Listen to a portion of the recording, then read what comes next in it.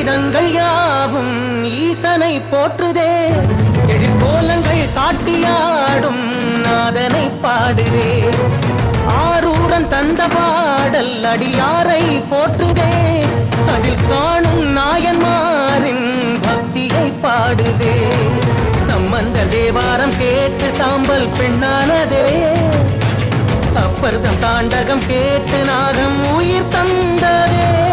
அடநாடென்ன காடென்ன குலம் என்ன பிரிவென்ன எல்லோரும் அடியார்களே. திங்கள் சூடிய நாதனே கங்கை நாடிய வேதனே மங்கை கூடிய பாகனே